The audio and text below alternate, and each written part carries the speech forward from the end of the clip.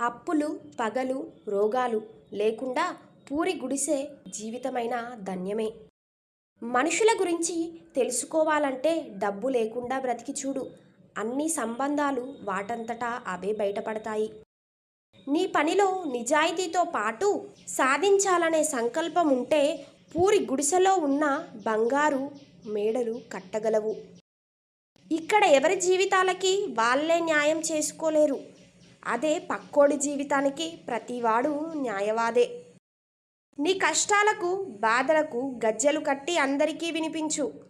ఇక్కడ వినేవారి కంటే నవ్వేవారే ఎక్కువ. అందరిలా ఉండకు, అందరి మాట వినకు. ఎప్పటికీ ఒకరికి బానిస కాకు. నీకు నచ్చినట్టు నువ్వుండు. నీకు నచ్చింది పని చేయి.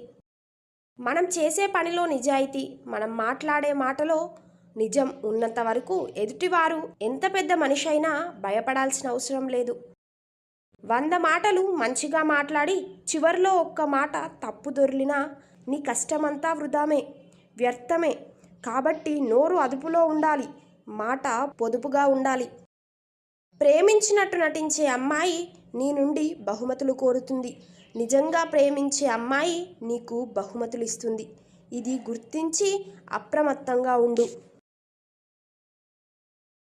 బలం శారీరక సామర్థ్యం నుండి కాదు, లొంగని సంకల్పం నుండి వస్తుంది. జ్ఞానం నీకు శక్తినిస్తుంది, కానీ వ్యక్తిత్వం గౌరవాన్నిస్తుంది.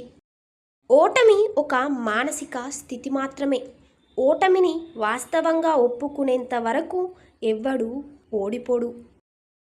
సుఖమైన జీవితం కోసం ప్రార్థించకు, కష్టమైన దాన్ని భరించగల శక్తి కోసం ప్రార్థించు. ఓ విషయం గురించి ఆలోచించటంలోనే నువ్వు సమయమంతా వృధా చేస్తే దాన్ని నువ్వు ఎప్పటికీ పూర్తి చేయలేవు. నీకు జీవితంపై ప్రేమ ఉంటే సమయం వృధా చేయకు. ఎందుకంటే జీవితం సమయంతోనే రూపొందబడింది. తప్పులను ఒప్పుకునే ధైర్యం ఉంటే వాటిని ఎల్లప్పుడూ క్షమించవచ్చు. నువ్వు అలవాటుగా ఏమి ఆలోచిస్తుంటావో అంతిమంగా అదే అవుతావు. నీకు తెలియకపోతే చేయాల్సింది భయపడటం కాదు, నేర్చుకోవటం. నీ శత్రువును తెలుసుకోవాలంటే నువ్వే నీ శత్రువుగా మారాలి. స్వచ్ఛమైన ప్రేమకు కారణం ఉండదు, దాన్ని పొందటానికి ఏమీ లేదు.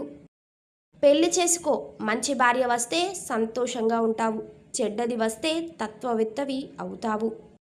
3వ ప్రపంచ యుద్ధం ఎలాంటి ఆయుధాలతో జరుగుతుందో నాకు తెలీదు, కానీ 4వ ప్రపంచ యుద్ధం మాత్రం కర్రలతోనూ రాళ్లతోనూ జరుగుతుంది. 20 ఏళ్ళైనా 40 ఏళ్ళైనా నేర్చుకోవటం మానేసిన వాడే ముసలివాడు.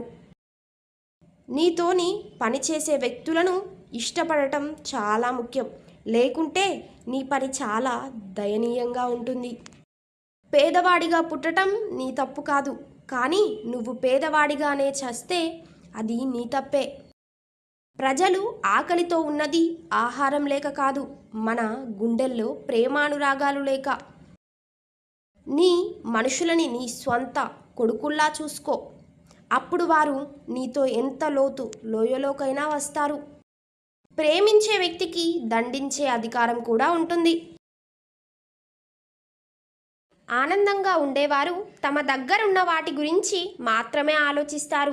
ఆనందంగా ఉండలేని వారు తమ దగ్గర లేని వాటి గురించి మాత్రమే ఆలోచిస్తారు. నీ గమ్యం ఎంత ఎత్తులో ఉన్నా దానిని చేరుకునే మార్గం మాత్రం నీ కాళ్ళ కింద నుండే మొదలవుతుంది. గుర్తుపెట్టుకో, అసూయతో బ్రతికే వారికి సరైన నిద్రుండదు, అహంకారంతో బ్రతికే వారికి సరైన మిత్రువులుండరు, అనుమానంతో బ్రతికే వారికి సరైన జీవితమే ఉండదు. పరిస్థితులు చూసేవారికి ఒకలాగా, అనుభవించే వారికి ఒకలాగా కనిపిస్తాయి. అనుభవించే వారికి ఉన్నంత బాధ చూసేవారికి ఉండదు. ఇతరులను బాధ పెట్టడానికి కొన్ని క్షణాలు చాలు, కానీ ఆ బాధను పోగొట్టడానికి కొన్ని సంవత్సరాలు పడుతుంది. రాత్రి ఒంటరిగా రాదు, చీకటితో పాటు ఆలోచనలు, ఆవేదనలను తోడుగా తీసుకొస్తుంది. మూర్ఖులతో వాదించే కన్నా వారు చెప్పింది విని నమ్మినట్లు నటించి మౌనంగా తప్పుకుంటే మంచిది.